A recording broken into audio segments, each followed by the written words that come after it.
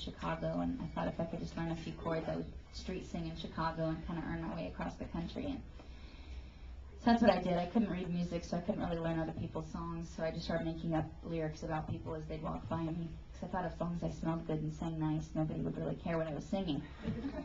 And I did hitchhike all through Mexico and made it back up to school without being killed, so it was a total success. Very idiotic.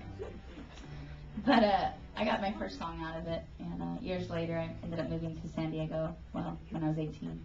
And that first song I ever wrote, I was homeless when I got discovered. I was homeless for about a year, and a radio station got a bootleg. I was singing in a local coffee shop, and the radio station played a bootleg of my music live on air, and a record label heard it, and they signed me. It was Atlantic Records, so I was really excited. I didn't think anybody would care about songwriting. You know, being a songwriter wasn't a very popular, very cool thing to be, a storyteller.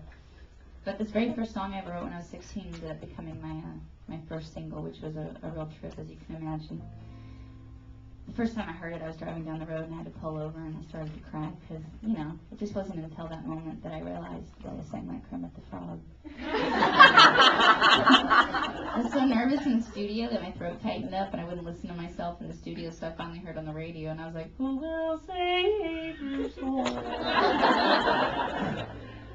I got to sing with Merle Haggard years later, and he was like, I like that. I was like, thank you. I was mortified. I was like, I actually can sing better than that. It was embarrassing, but it ended up being embarrassing all the way to the bank, so it worked out.